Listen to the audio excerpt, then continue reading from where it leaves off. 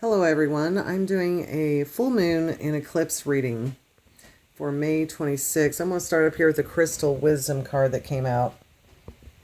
Now this mineral I've never heard of. I'm a pretty big rock hunter. I'm a rock hound.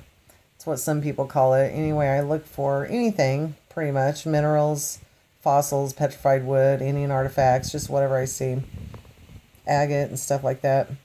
But I've never heard of this. I had to look it up. So this is a white crystal that has spiky, long spiky things.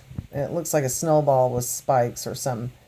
And I looked it up. It said it lets out a high vibration. So it's a high vibration mineral that awakens your heart and your spiritual self, like your spiritual path. So that's what that's about. It says peace on it.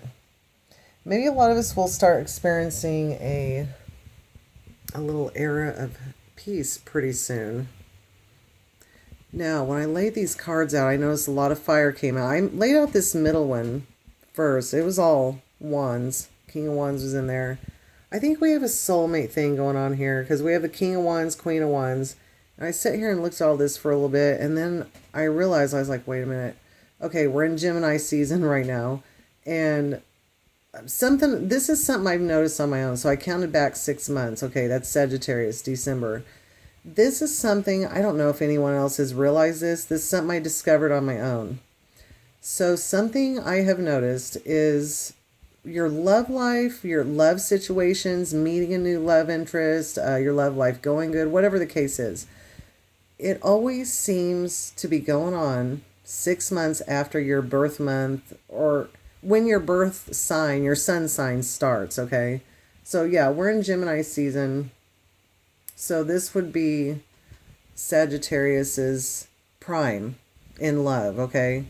And I realized that after I saw the King of Wands, whenever we have the Queen of Wands, King of Wands, it doesn't necessarily mean this is standing for a fire sign, but I think this reading is for a lot of Sagittarius people out there.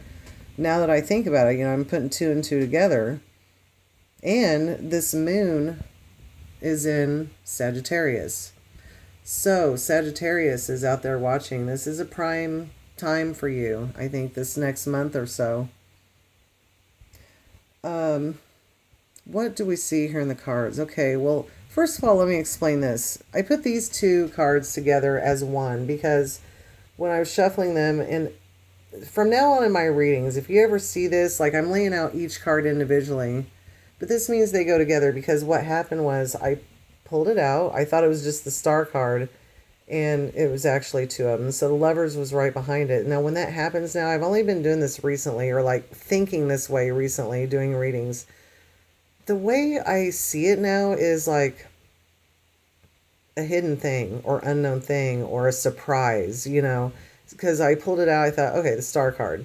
But then I realized, oh, there's another one under it. It was the Lovers. So I feel like anything that was under it hidden, without me knowing for a second or two, it's like, that means there's a surprise coming up, or there's something unknown, or something you don't know yet.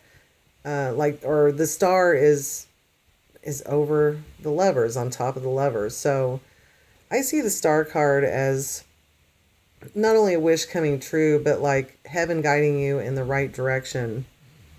So we have, soulmates here, King and Queen of Wands. That could be for anyone besides Sagittarius or the other fire signs. So yeah, I feel like this is a soulmate, one of those good connections. Some people call it twin flames, but from my experience, by the way, if you want to read about my experience and my theory on all this twin flame, whatever you want to call it, twin flames, soulmate, kindred spirits on a higher level.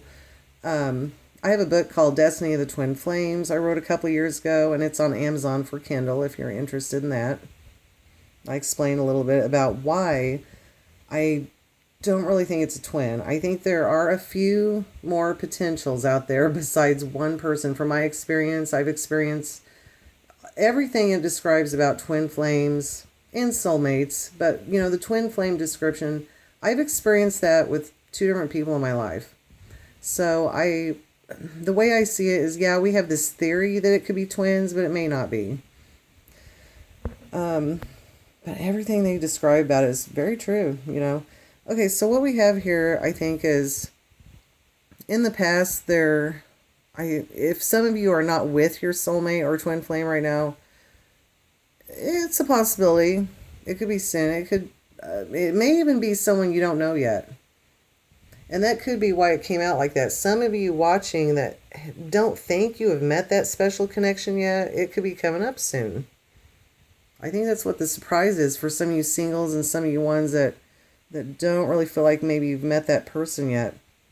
Yeah, and I feel like some of this could be a reading for Sagittarius. But anyway, what we have here is also victorious right on top here. The first card out was Six of Wands, but the Eight of Wands is reversed under that. So there's two reversals. I think there's an imbalance.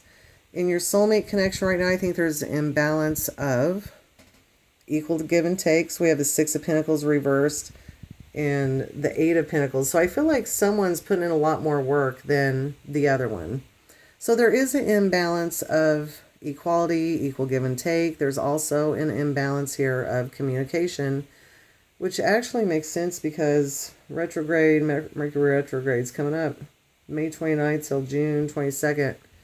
Something I've noticed, my personal experiences with Mercury retrograde is it almost seems to be a lot more chaotic, a lot more stronger. Everything happens right when it starts. Either right when it starts or like the shadow period right before, a day or two before. But in the first parts of right when, the first 2 or 3 or 4 days after and before Mercury retrograde seems to be the strongest. So what I've experienced so far is stuff like forgetting something at home, like forgetting your purse, or maybe not your purse, but your wallet, or some little something at home.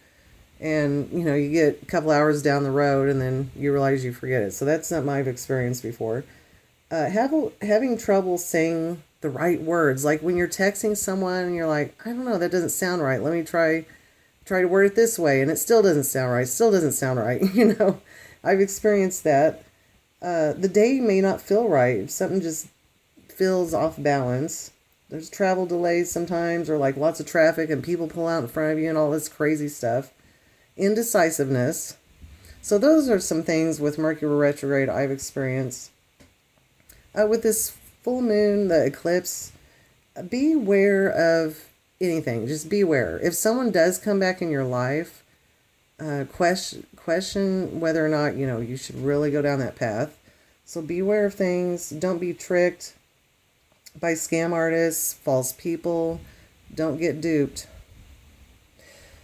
Oh yeah, so back to the soulmates. I think heaven and even yourself, you guys are going to be like, we have come this far. We've come so far. Even if you haven't known each other for a long time, I still think a lot of people are going to be like, we have come this far. How could we, never talk to each other again?